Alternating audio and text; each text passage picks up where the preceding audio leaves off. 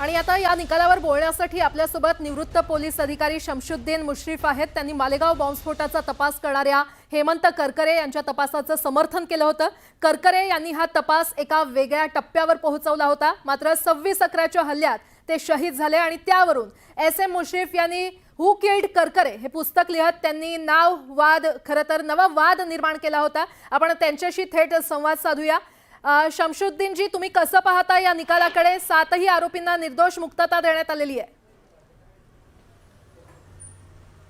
आता कोर्टाने याकडे कुठल्या दृष्टीने पाहिलं हे मी काही जजमेंट पाहिलं नसल्यामुळे मला सांगता येणार नाही, पण एक पोलीस अधिकारी आणि 30-35 वर्ष इन्व्हेस्टिगेशन केलेला एक इन्व्हेस्टिगेशन अधिकारी म्हणून ज्यावेळी मी ते पुरावे जे हेमंत करकरेंच्या मार्गदर्शनाखाली ATSनी तयार केले होते आणि त्यांच्या मृत्यूनंतर जे कोर्टात सादर केले ते पुरावे मी जे पाहिले तर ते पुरावे मला एकदम भक्कम आणि सायंटिफिक वाटले। भक्कम तरी होतेच आणि सगळे सायंटिफिक होते। त्याच्यावरून त्यांचा कट तर निर्विवादपणे सिद्ध होत होता आमच्या मते। आता कोर्टाने त्याच्याकडे कशा दृष्टीनं पाहिलं मला माहीत नाही। त्याचे 2-4 फक्त आपल्या प्रेक्षकांच्या ह्याच्यासाठी माहितीसाठी 3-4 उदाहरणं सांगतो फक्त। पहिलं उदाहरण असं आहे की पहिली त्यांची मीटिंग जी झाली ती एप्रिल 2008 भोपाळमध्ये झाली। त्या मीटिंगमध्ये हिमानी सावरकर ज्या अभिनव भारतच्या प्रमुख होत्या त्यांच्या अध्यक्षतेखाली ती झाली।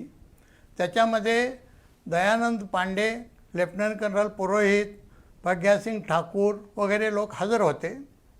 त्या मीटिंगमध्ये असं करण्यात आलं की मालेगावमध्ये मुस्लिम संख्या मेजॉरिटीमध्ये असल्यामुळं तिथं स्फोट करायचा आहे आपल्याला, तर ते त्यावेळी तिथं निश्चित झालं। ते निश्चित झाल्यानंतर ताबडतोब त्या मीटिंगमध्येच कर्नल पुरोहित म्हटले की त्यासाठी RDX मी देतो। हे सगळ्या रेकॉर्डेड गोष्टी आहेत आणि हे रेकॉर्ड त्यांनीच तयार केलं आहे। हे आपल्या कर्नल पुरोहितनी सांगितल्यानंतर प्रज्ञासिंग ठाकूर म्हटल्या की हे जर RDX देत असतील तर मी 2 चांगले लोक असे देतो की जे बॉम्बस्फोट घडवून आणतील। ही मीटिंग इथं संपली। त्याच्यानंतर जून 2008 म्हणजे 2-3 महिन्यांनी परत एक मीटिंग इंदोरला झाली आणि त्या मीटिंगला येताना प्रज्ञासिंग ठाकूर हे त्यांचे जे 2 लोक खात्रीचे होते, रामचंद्र कलसंगरा आणि संदीप डांगे यांना घेऊन आल्या आणि त्यांनी त्या दयानंद पांडेंच्या ताब्यात दिल्या की हे आमचे लोक आहेत, तुम्ही यांची काय योग्य तो त्यांचा उपयोग करून घेऊ शकता। बरं। त्याच्यानंतर तिसरी मीटिंग झाली परत इंदोरलाच जुलैमध्ये। त्यावेळी प्रज्ञासिंग ठाकूरनी दयानंद पांडेकडे तक्रार केली की मी माझे लोक दिलेत पण तुमचे कर्नल त्यांना RDX देत नाहीत, तर तुम्ही त्यांना सूचना द्या। तर दयानंद पांडेंनी कर्नलना सूचना दिली की तुम्ही त्यांना RDX ताबडतोब द्या। त्याच्यानंतर ते म्हटले पुढच्या मीटिंगला मी देतो आणि मग 4थी मीटिंग उज्जैनला झाली ऑगस्टमध्ये। त्यावेळी कर्नल पुरोहितने धावडे म्हणून आहेत, राकेश धावडे, त्यांना सांगितलं की ह्यांना पुण्यामध्ये RDX द्या।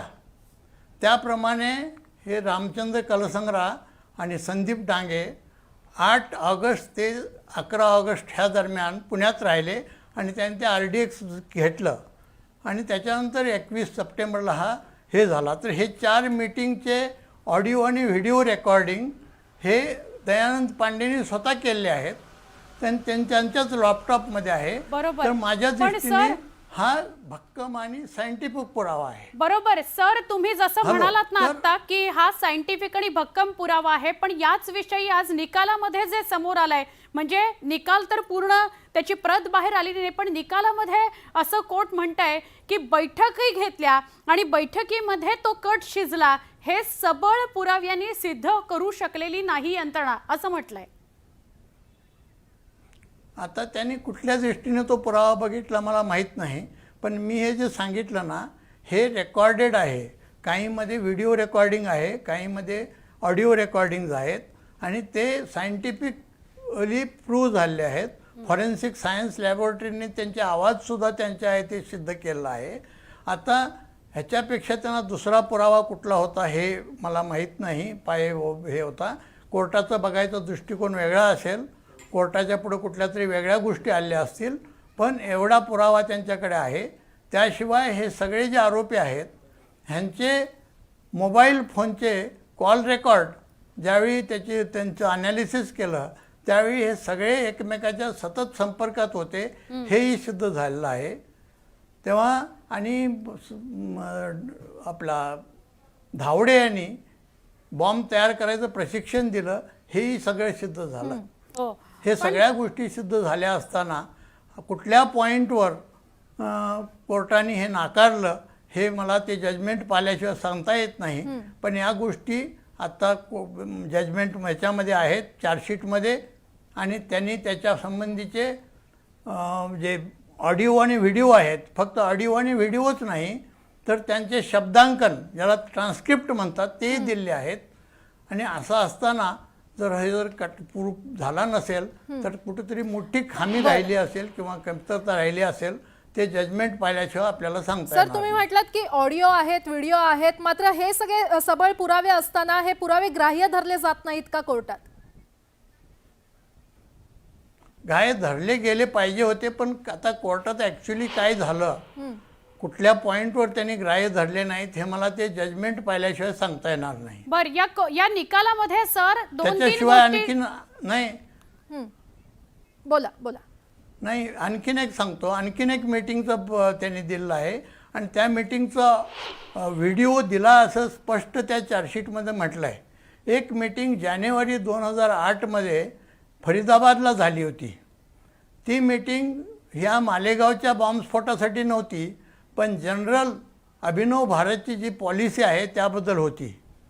त्या मीटिंगमध्ये कर्नल पुरोहित म्हणतात आपल्याला ही घटना तोडून टाकली पाहिजे, हे जे गव्हर्मेंट जे एस्टॅब्लिश झालं आहे ते उलथून टाकलं पाहिजे आणि वेदावर आधारित हिंदू राष्ट्र स्थापन केलं पाहिजे असं त्यांनी म्हटलं आहे. ह्याचा ऑडिओ व्हिडिओ दोन्ही कोर्टापुढं आहे.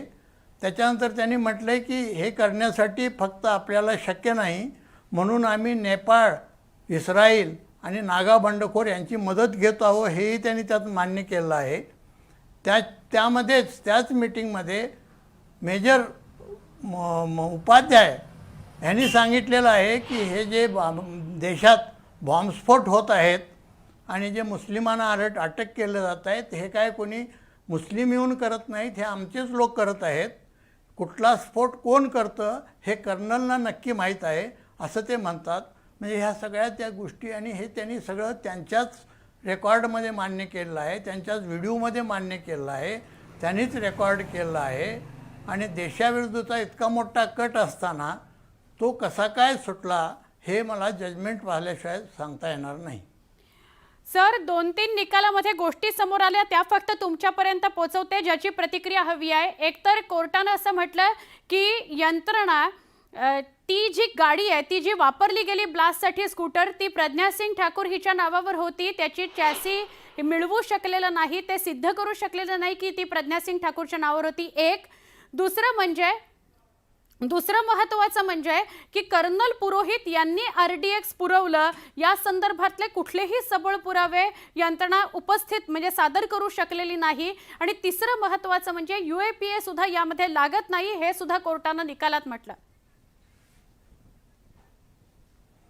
आता आपल्या पहिला पॉईंट आपला कुठला होता? पहिला पॉइंट होता साध्वी प्रज्ञा सिंग हिच्याशी निगडीत ती गाडी. तर ही ज्यावेळी कर्नल आपल्या हेमंत करकरेंनी तपास सुरू केला तर ज्या मोटरसायकलवर हा स्फोट झाला होता ती मोटरसायकल तिथे होती आणि त्याच्यावरून स्पष्ट दिसत होतं की जे RDX आहे ते त्याच्यावरच लादलेलं आहे ते स्पष्ट दिसत होतं. म्हणून त्यांनी त्या मोटरसायकलवर कॉन्सन्ट्रेट केलं. पण त्याचा नंबर बदललेला होता.